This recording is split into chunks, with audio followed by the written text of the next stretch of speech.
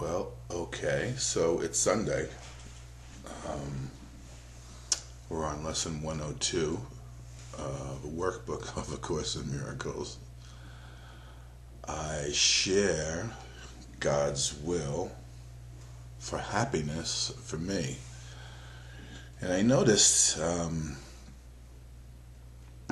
the first paragraph he uses a particular word. He says, you do not want to suffer. I mean, who really wants to suffer? And yet suffering seems to be something that's part of what humanity considers the human or universal experience here. And so it's been justified, it's been justified since the beginning of time as having some value. And this lesson is really going to, in a sense, challenge that. It's going to challenge all Christian ideas that suffering and sacrifice have offer anything whatsoever.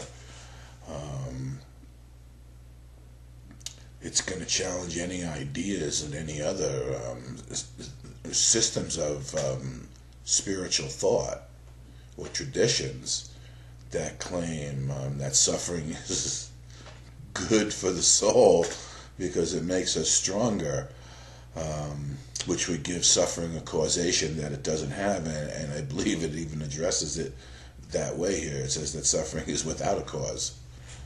So therefore you suffer over nothing, and nothing is accomplished.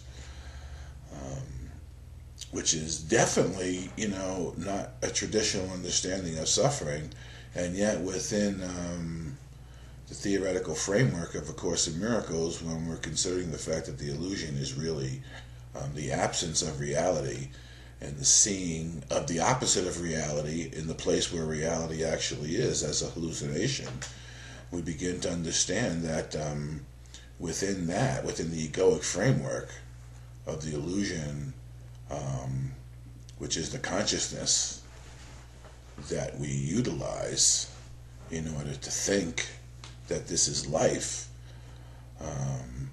suffering, which is such a large part of it, needs to be taken into consideration and be accountable for. Otherwise, it would be this huge anomaly that had no justification whatsoever, and that's exactly, in a sense, what this lesson is saying. But he uses a particular word: you do not want to suffer. You may think it buys you something, and most of us do. Most of us think that suffering, that's why we sacrifice. It's even interesting, in the Catholic Church they call the Mass the sacrifice of the Mass. As if Jesus sacrificed something for us in order to pay for the sins that many of us have yet to have committed. And that sense of Jesus sacrificing his life for us, is like the sword of Damocles over our head. So nobody wants to get too happy, because being too happy would be a denial of suffering as having any value. And what is life unless you can suffer? What proves life here more than the fact that we all suffer? Yet the opposite is true. What proves life is of God more than experiencing happiness as the totality of the reason for our creation by our Father. I mean, why would someone, just think of it yourself, just take a look at it yourself. For any of you who are parents out there, or prospective parents, or even have the ability for a second to think without utilizing the past and the justifications that we've utilized for the past as a light to guide our thinking to, which is the nature of A Course in Miracles. Just think for a second, if you were to have an offspring, what more would you want for him than to experience perfect happiness all the time?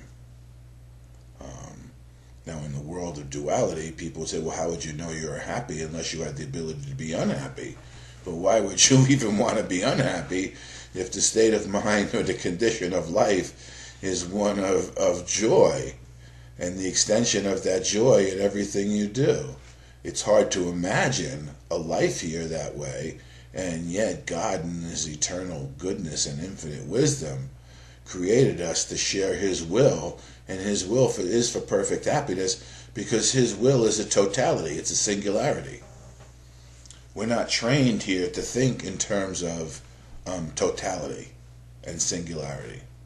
We're here trained to think in partiality and division and the duality of separation. And yet this is saying that I share God's will for happiness. I share God's will for happiness for me. God's will is what happiness and joy and eternal life is. And that will has no opposite, because it is a totality and it is a singularity in that sense. So anything that it begets must be begotten as part of that totality and that singularity. And if we are God's will, then we share his will with him for perfect happiness, and the demonstration of the acceptance of that will is the realization of the shared will in experiences of perfect happiness, and the ability to not lose that joy and that happiness, because the truth is, in a singularity, in a totality, there would be nothing to challenge it. There would be nothing against it. There'd be nothing against God's will. And that's what it takes. It takes something to be against God's will in order to be able to experience suffering. And so we have an illusory condition, which we call consciousness, wherein which we think we know what happiness is, and we call happiness is the lack of sorrow. We think we know, suffering, the opposite of not suffering. How do we know we're not suffering? We all base it on suffering. Oh, I'm not suffering. And yet the entirety of the nature of the illusion is one of suffering, because we're suffering from the lack of the eternal joy and the lack of our connection to that which would maintain and sustain that joy and that love. And that's why, in a sense, Jesus talks about it as it was never a loss of your perfection. But it is a break in communication with the source of that perfection in your own heart and mind, based on the idea that separation is real, and the self-doubt which comes from living a life based on that, rather than a life that is enhanced each moment by the sharing of that eternal will, of that eternal life. But again, he uses this word. You may think it buys you something, and may still believe a little that it buys you what you want. And of course, Christians believe that suffering, we suffer in order to be like Christ, to be like Jesus, and to atone for sins. And of course, Jesus is saying is when we atone, when we accept the atonement for ourselves, we see that sin is impossible, because what could be a sin? Where could there be a lack if what we're atoning to and attuning with and aligning our heart and our mind with the totality of is whole and perfect and has no opposite and no opposition in it? Yet this belief So you may think it buys you something, and may still believe a little that it buys you what you want. Yet, this belief is surely shaken now, at least enough to let you question it and to suspect it really makes no sense. Now, the interesting, what I wanted to tie this in with is in the original version, in the original notes, when Jesus was discussing the miracle principles with Helen, there's a principle that Jesus uses, and he says a miracle is a catalyst that shakes up erroneous perception. And it's much like a one of those I don't know what they call them, those snowballs, those little glass balls, and when you shake it up, the sediment on the bottom turns to snow, and it looks like it's snowing. And then when it settles, it's clear again. And that's what he's saying. So like the miracle acts as a catalyst, shaking up the erroneous perception, the particularization, the solidification of the particulars of the particles that make up our perception of separation gets shaken up and loosened up. And then, because mind is the builder, mind is the maker, that's what Edgar Cayce constantly taught, mind is the maker, mind is the builder. And your mind is the organizing principle of your own life. And that's what these lessons are designed to help us do. Begin each day, the morning and the afternoon, the morning and the evening, and throughout the day, reinforcing the idea and allowing our life to be aligned with the will of God, and allowing our day, our thinking of how we go through the day, to be organized by the thoughts that we are now using to learn the lessons that are brought to us by Jesus in the Course of Miracles. So, yet this belief is surely shaken now. So it's shaken up. And now, when this idea all of a sudden comes to us, I share God's will for happiness for me. Okay? Now, the perceptions, the particles, the particulates of perception, having been shooken up enough and bouncing in around us, when we make this decision, and eventually that's what he's going to talk about, when we make this decision, it allows those particles to reformulate in a way that can demonstrate that this is true by organizing our perception around this new idea, so that we can see the truth of the idea in the mundanity of our daily life. So I think it's interesting. And yet this belief is surely shaken now. I think the word got changed in later editions of A Course in Miracles from shaken to broken, to breaking up erroneous perception rather than shaken up. And you can see, and for me, this is one of those indications where the Course is always in a sense holistic. It's a whole document that ties everything together. So when we use the word shaken, it reminds us of the miracle principle. A miracle acts as a catalyst, shaking up erroneous perception and allowing it to snap back into place in a new order based on this new organizing principle that is telling us that I share God's will for happiness for me.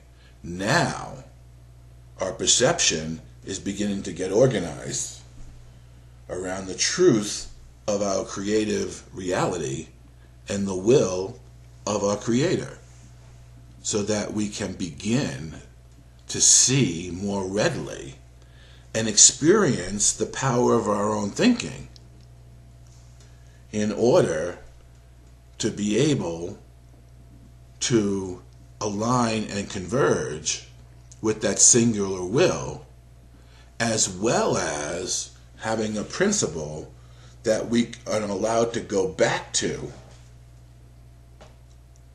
when once again things get shaken up in our life. If you remember the rules for decision, and how to decide how to organize your day, what it says is when you can always go back and start your day anew at any moment in time. The day that you're living in has nothing to do with the time that the clock is telling you. The day that you're living in always begins right now, right here, right now. So if you're going through your day and perhaps you've lost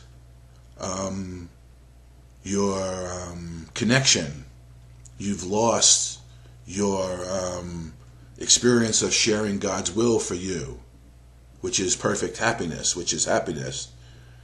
That new organizing principle in our loss of it shakes up our perception. And yet once again, we can start anew simply by doing these exercises every hour on the hour for 5 minutes, allowing ourselves the constant reorganization of our perception around organizing principles that are in line with the will of the Father, rather than are in line with the will of the ego, to be the distraction from the truth of who we are,